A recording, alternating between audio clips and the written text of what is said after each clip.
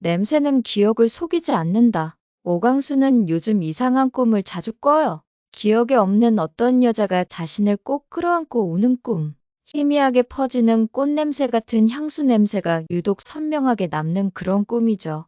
눈을 뜨고 나면 언제나 가슴이 답답하고 이상하게 목이 메어옵니다. 꿈이겠지 하며 고개를 저어도 그 감촉은 자꾸만 손끝에 남아있어요. 며칠 전 장미의 여사가 술도가에 들렀을 때였어요. 강수는 우연히 그녀의 팔목에서 풍겨오는 그 향을 맡고 깜짝 놀랐습니다. 어디서 맡아본 냄새인데 이게 왜 이 사람한테서? 그 순간 등줄기를 타고 한기가 흘렀죠. 기억 저편에서 잊혀졌던 꿈속 냄새와 현실이 겹쳐지는 기이한 순간.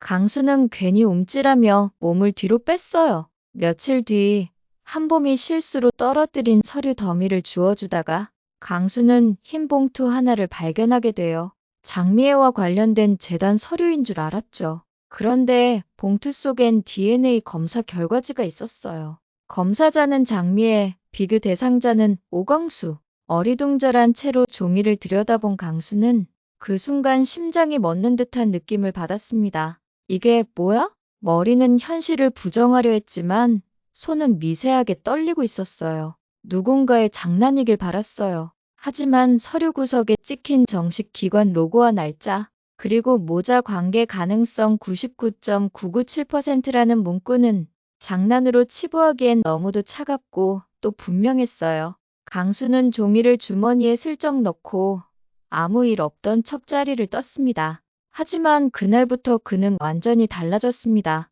형들 앞에서는 여전히 웃었지만 혼자 있을 땐 불안한 눈빛으로 술잔을 들고 매번 마시다 말고 한숨만 쉬는 날이 많아졌어요. 누구에게도 말할 수 없는 진실, 모르면 평생 행복했을지 모를 진실 앞에서 강수는 조용히 그러나 깊이 무너지고 있었습니다. 내가 진짜 옷이 집안 자식이 맞을까?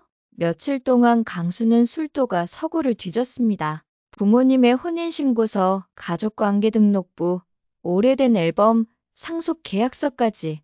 그는 자신의 증거를 찾고 싶었던 거예요. 내가 옷이 집안 막내라는 걸 증명할 무언가. 그런데 앨범 속 사진들엔 형들만 확실히 찍혀 있고 자신은 유학이 이전의 사진이 거의 없는 걸 보며 가슴 어딘가가 서늘해졌습니다. 그 와중에도 장미애는 강수에게 유독 다정했어요. 강수야, 요즘 얼굴이 왜 그래? 지쳤니? 고생 많지? 넌 항상 참 듬직해. 그 목소리가 너무 따뜻해서 오히려 강수는 견디기 힘들었습니다. 진짜 모성이 느껴지는 그 말투에 강수는 헷갈렸어요. 진짜로 이 여자가 내 엄마야? 한편으로는 분노가 밀려들었어요. 왜 지금까지 아무도 말해주지 않았지? 왜 난거짓된 가족 안에서 살아야 했던 거지? 형제들과 웃고 울고 싸우며 보낸 그 시간이 모두 무의미해지는 것만 같았어요. 그는 점점 더 사람들을 피했습니다. 특히 장미애를요.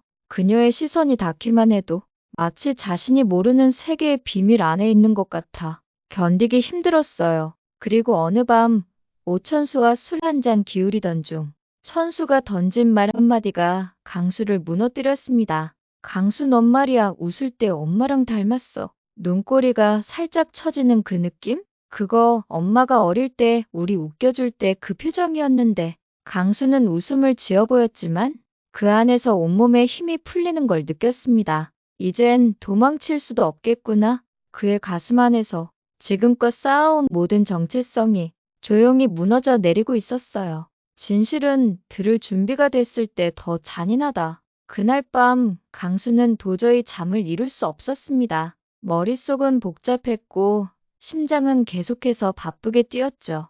그는 결국 거실 불도 켜지 않은 채 소파에 앉아 있었습니다. 이러지도 저러지도 못한 채 누군가 그를 깨워주길 아니면 그냥 있게 해주길 바라는 마음으로 말이죠. 그때였습니다.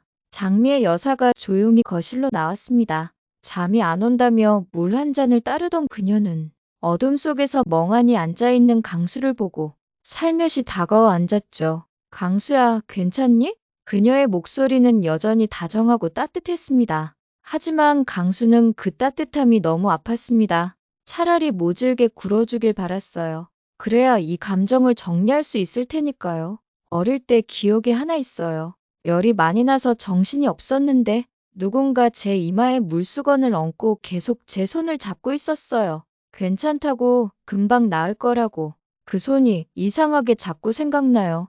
장미애는 한참을 말없이 강수의 옆모습을 바라보다가 조용히 숨을 들이켰습니다. 그 기억, 강수 너 아직도 기억하고 있었구나. 강수는 그 말을 듣고 더는 참지 못했습니다. 몸을 돌려 장미애를 바라보며 묻습니다.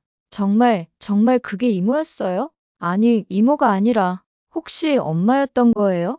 장미애의 눈동자가 흔들렸습니다. 그 흔들림이 강수에겐 대답 이상이었습니다. 왜 이제 와서야, 왜 이제야 알게 된 거예요? 강수의 목소리는 떨렸고 속에서 꾹꾹 눌러온 눈물이 끝내 흘러나왔습니다. 내가 지금껏 살아온 가족이 모두 진짜가 아니었다는 거예요? 아니야, 강수야. 내가 받은 사랑은 모두 진짜였어. 그럼 왜 날 낳고도 버렸어요? 그땐 내가 너를 지킬 수가 없었어.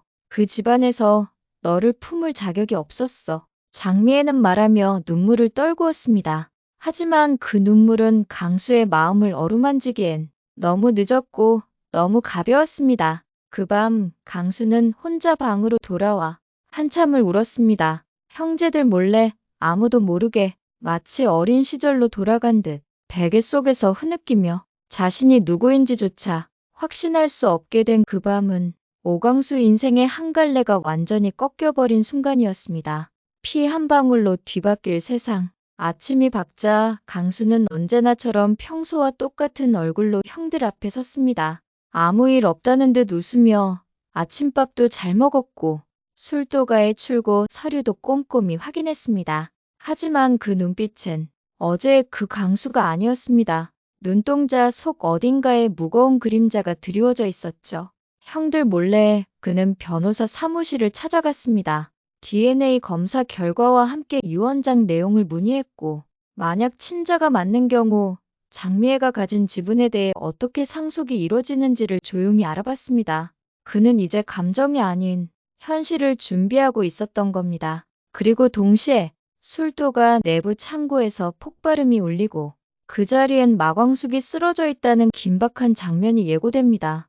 사람들은 단순한 사고라 믿으려 하지만 강수는 직감했습니다. 이건 누군가의 경고다. 자신의 출생 비밀이 밝혀지고 그로 인해 상속 구도나 권력이 흔들릴 것을 두려워한 누군가가 사건을 만든 건 아닐까? 마광숙이 아닌 그 타깃이 원래 자신이었다면 그 순간 강수는 더 이상 우리 막내로만 남을 수 없다는 걸 깨닫습니다. 그는 지금 장미의 아들로 그리고 술도가 권력의 또 다른 계승자로 하나의 선택 앞에 서 있습니다. 과연 그는 형제들에게 진실을 털어놓을 수 있을까요? 그리고 장미애는 진심으로 강수를 지키려는 어머니일까요?